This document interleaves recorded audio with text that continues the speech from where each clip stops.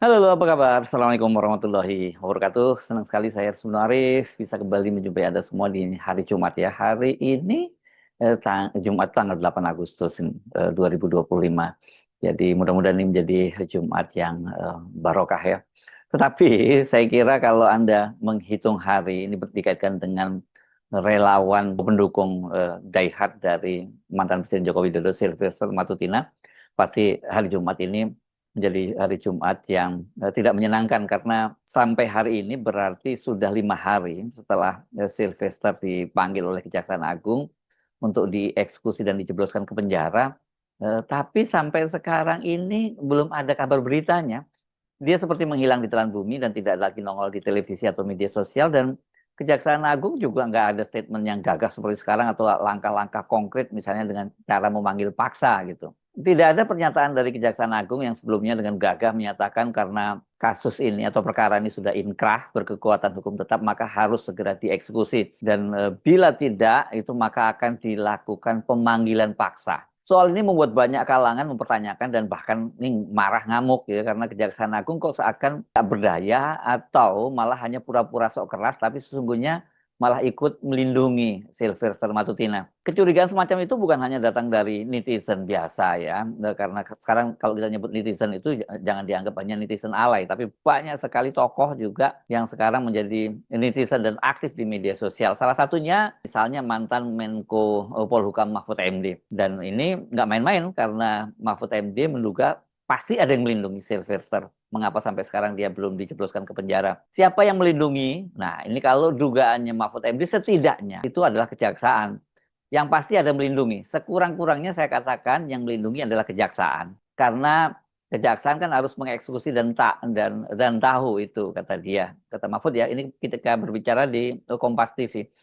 Nah, di tengah kemarahan publik semacam itu, Projo, ini relawan Joko Widodo yang sekarang ini spekulasinya akan segera membelot ke Prabowo, itu malah meminta agar Presiden Prabowo memberikan amnesti kepada Sylvester Matutina seperti halnya yang diberikan kepada mantan Sekretaris Jenderal DPP PDIP Hasto Kristianto. Alasannya apa? Karena kasus Sylvester katanya adalah kasus politik, menyerang kehormatan pribadi mantan Wakil Presiden 2 periode Yusuf Kala. Harapan saya dan harapan teman-teman setidaknya seperti itu, kata Wakil Ketua Umum Projo Freddy Damanik di Jakarta. Ini dia bicaranya juga di program Kompas Petang. Ini gimana orang nggak tambah ngamuk nih baca statement semacam itu.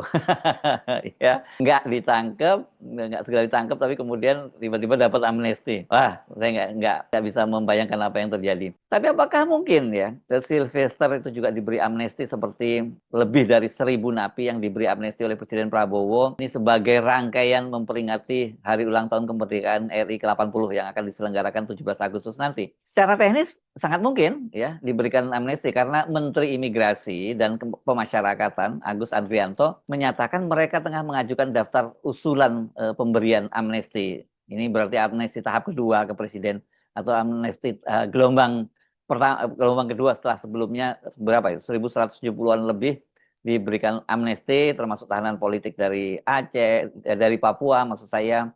Kemudian juga termasuk Gus Nur ya, yang sudah sebenarnya dia sudah keluar dari penjara tapi dia kemudian diberi amnesti.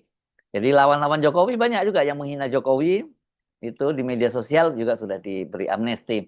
Nah, apakah ini kemudian menjadi dasar untuk memberikan amnesti kepada Sylvester Matutina? Nah, ini yang saya kira mesti kita tunggu. Artinya secara teknis sekali lagi ya kita nyebutnya ya, nama Sylvester Matutina ini bisa saja masuk dalam gelombang kedua amnesti. Apalagi ini kalau kita melihat kedekatan Menteri Imigrasi dan Pemasyarakatan Pak Agus Andrianto ini kan dengan keluarga Jokowi, terutama menantunya, yakni Bobi Nasution, Gubernur Sumatera Utara ini kan sangat, sangat dekat ketika Pak Agus ini menjadi Kapolda Sumatera Utara. Tentu saja semuanya sangat bergantung dan terpulang kembali kepada Presiden Prabowo Subianto. Apakah akan memberikan amnesti juga dengan dasar tadi, ya untuk kesatuan nasional gitu, terus untuk ini karena juga ini masalah politik. Hanya saja ini kita pastikan bahwa Presiden itu nggak akan ya, sampai detail seperti itu meneliti daftar siapa saja mereka yang akan diberi amnesti. Paling briefingnya pada Pak Prabowo yang gede-gede saja, yang mungkin berpotensi jadi persoalan atau justru itu yang justru berpotensi bisa dikapitalisasi untuk kepentingan pemerintah dan citra pemerintahan. Bisa seperti itu. Apalagi ini kan jumlahnya ribuan. Nggak mungkin Presiden baca satu persatu. Jadi sangat mungkin juga nama Sylvester Matutina itu diselundupkan atau diselipkan di situ. Dan itu yang saya kira harus diwaspadai oleh orang-orang dekat Pak Prabowo, khususnya kalau dalam soal amnesti ini adalah Menteri Hukum Supratman Andi Aktas, kader Partai Gerindra. Jangan sampai orang-orangnya Jokowi masih bermain di dalam pemerintahan Prabowo dan Prabowo yang kena imbasnya. Ini pasti publik akan sangat kecewa dan sangat marah kalau sampai orang seperti Sylvester ini diberi amnesti, apalagi dia belum pernah sama sekali menjalani proses hukum. Ya beda kan dengan Hasto dan sebagainya, udah dari kurung lama di penjara. Sylvester tuh sejak kasus itu bergulir pada tahun 2017, kemudian banding ke diputus di pengadilan tingkat pertama di Jakarta Selatan, kemudian banding ke PT Pengadilan Tinggi Jakarta, dan kemudian dikuatkan di Mahkamah Agung. Itu dia belum sama sekali menjalani masa penahanan. Jadi kalau dia nantinya dieksekusi, dia harus menahani full 1,5 tahun penjara tanpa potong masa tahanan. Ini potong masa tahanan, tapi dia bisa juga nanti mendapat remisi-remisi, biasanya gitu.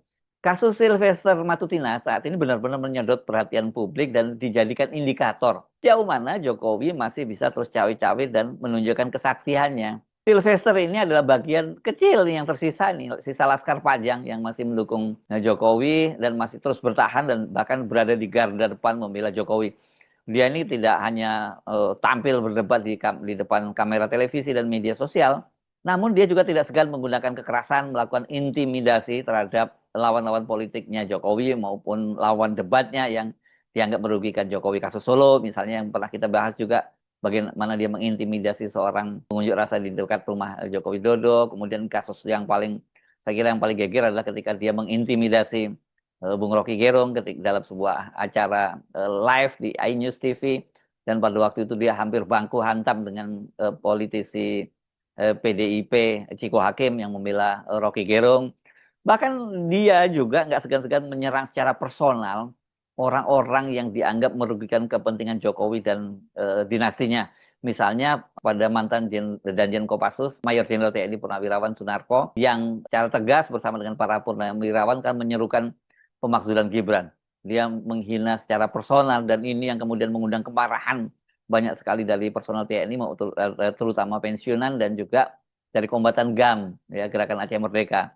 Ini karena posisi Pak Narko yang unik ini, walaupun dia Pak TNI Pangdam di Aceh, Iskandar Muda, tapi ternyata dia cukup dicintai dan dihormati oleh para kombatan Gerakan Aceh Merdeka. Jadi dua-duanya marah nih, pensiunan TNI marah, kemudian kombatan Gerakan Aceh Merdeka juga marah kepada Sylvester Matutina, dan dia dicari-cari gitu. Jadi kalau sampai Sylvester Matutina masuk penjara, ini jelas bakal menjadi kehilangan besar bagi Joko Widodo. Sylvester sendiri tentu saja menikmati dan mendapatkan imbalan yang sangat layak dengan menjadi bodyguard yang suka pasang badan untuk Jokowi dan keluarganya di depan publik. Dengan kapasitas intelektualnya yang terbatas, karena kan ijazah dia itu dari Universitas Wiraswasta Indonesia yang kemudian itu disebut ijazah bodong karena tidak diakui oleh Kemendiktiristek ya pada waktu itu. Dan ini dia bisa menjadi komisaris ID Food. ID Food ini adalah salah satu perusahaan holding ya, holding pangan, dan ini kemudian sekarang ini banyak diungkit oleh publik. Netizen itu tidak hanya mempersoalkan statusnya sebagai narapidana, tapi juga menggugat Menteri BUMN Erick Thohir, yang ini juga dikenal sebagai orangnya Jokowi. Mereka banyak bertanya-tanya dari sisi kapasitas saja dulu deh. Banyak yang bertanya-tanya bagaimana mungkin Sylvester Matutina lulusan Universitas Bodong yang tidak diakui Kementerian Ristek Dikti dan kuliahnya di Ruko, diberi jabatan sebagai komisaris independen mengawasi perusahaan pangan, atau ini dia holdingnya. Sementara soal kemandirian pangan itu adalah salah satu andalan program dari pemerintahnya Prabowo. Jadi ada tugas besar yang sebenarnya ini menjadi janji kampanye dari Presiden Prabowo, tapi diserahkan pada orang sekelas Sylvester Matutina ya karena dasarnya dia adalah relawan dari Jokowi. Sebagai komisaris, dia juga ini kalau kita lihat kan lebih sibuk membela Jokowi ketimbang ngurus program pemerintah sebagai komisaris independen di ID Food. Yang harusnya begini-begini sejak awal udah disemprit oleh Kementerian BUMN, tapi kan nggak pernah ada ucapan apapun dari Kementerian BUMN soal ini. Nah, yang bikin kemudian tambah geger karena ternyata kemudian terungkap sesungguhnya Sylvester itu harusnya sudah jadi terpidana sejak 2019 lalu, setelah Mahkamah Agung itu melalui kasasinya memperberat hukumannya 1,5 tahun penjara dalam kasus fitnah dan penghinaan terhadap Yusuf Kala. Jadi di pengadilan tingkat pertama kena 1 tahun, dia mengajukan banding keputusan sama 1 tahun, tapi di Mahkamah Agung kemudian diperberat menjadi 1,5 tahun. Dan namanya kasasi itu inkrah ya, walaupun dia misalnya mengajukan PK, tapi tetap tidak menghalangi untuk dieksekusi masuk ke penjara. Jadi bagaimana mungkin seorang terpidana kok malah diberi jabatan komisaris di BUMN penting? Saya juga bertanya-tanya, bukankah syarat untuk menduduki posisi seperti komisaris itu harusnya secara administrasi maksud saya cukup berat ya, selain syarat-syarat untuk ijazah apa dan sebagainya, riwayat hidup dan sebagainya. Tapi yang paling penting kan di mereka misalnya tidak sedang bersengketa hukum, tidak sedang berperkara, atau yang lebih wabil khusus tidak jadi terpidana. Harus ada keterangan tuh biasanya dari pengadilan soal tidak jadi terpidana dan sebagainya. Dan soal ini juga mengundang keheranan dari Mahfud MD. Melalui akun media sosialnya pada 5 Agustus, Mahfud itu mencuit. Banyak yang heran, seorang yang sudah divonis pidana 1,5 tahun sejak 2019 tidak dijebloskan ke penjara sampai sekarang. Padahal Kejaksaan Agung punya tim tangkap buronan yang tahun 2025 ini saja sudah menangkap banyak orang termasuk yang bersembunyi di Papua. Ada apa sih? Tanya Mahfud MD.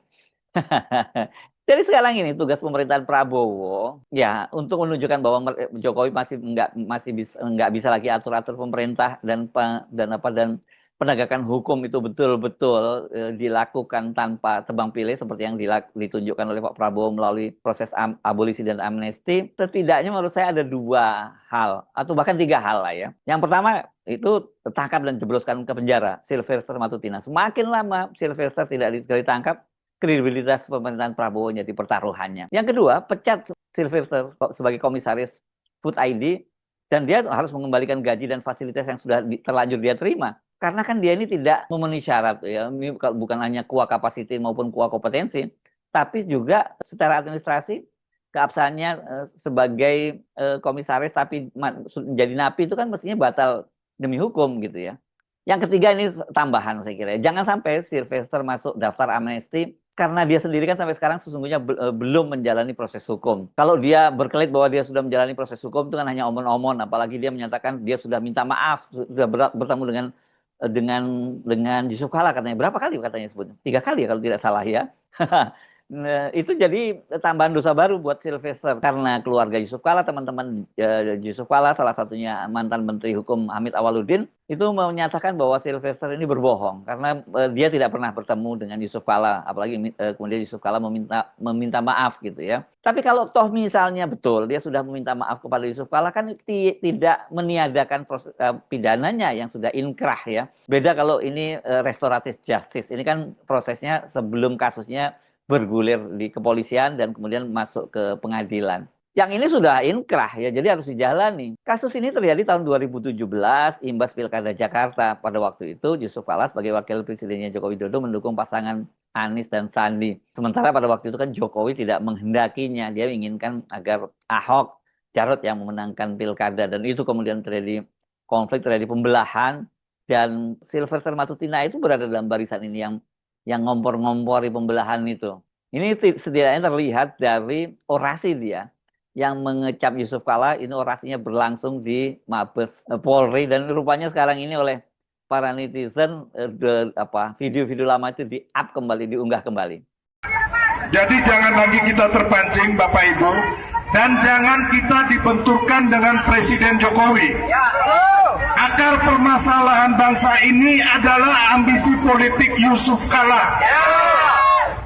Mari kita mundurkan Yusuf Kala JK, karena JK yang saudara-saudara menggunakan rasisme, menggunakan isu SARA untuk memenangkan Anies Sandi, betul?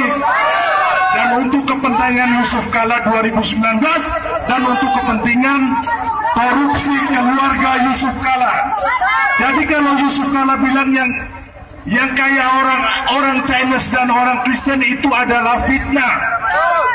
Bapak Ibu tahu yang orang miskin di Jawa itu adalah orang Islam banyak, yang di orang Kristen juga banyak.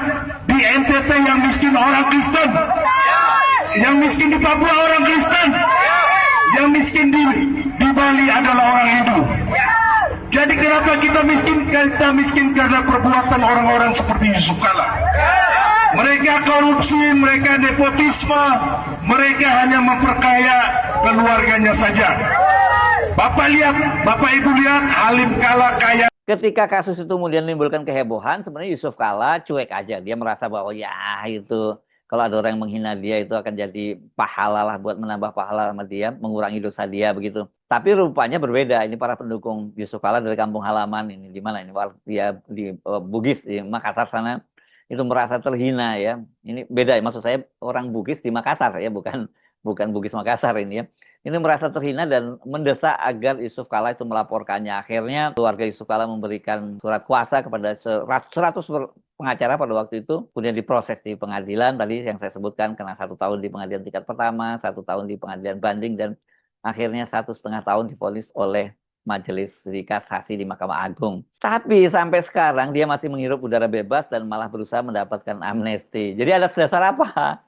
Kalau Tom Lembong dan Hasto, seperti kata Menkum, pertimbangannya ya selain untuk bersatunya bangsa ini menjelang ulang tahun ke-80, tapi keduanya ini punya kontribusi lah, punya jasa terhadap bangsa dan negara. Thomas Lembong pernah mengabdikan dirinya menjadi Menteri Perdagangan, kemudian Hasto bagaimanapun juga dia menjadi sekjen terlama dari partai politik terkuat di Indonesia, jadi dia pasti juga punya kontribusi. Nah, kalau kita mau nyebut ini salah satu kontribusi Hasto yang bersama Ibu Megawati adalah mencegah rusaknya konstitusi kita karena Jokowi ingin sampai 3 periode dan ditolak oleh Megawati, dan Hasto tentu saja berada di garda terdepan soal itu. Adalah ya kalau mau dicari-cari kontribusinya. Tapi kalau Silverter, ini kan dia dari tadi narasinya tadi aja dia tukang pecah belah bangsa. Masa model beginian mau diberi amnesti? Saya Arif, sampai jumpa lagi. Wassalamualaikum warahmatullahi wabarakatuh.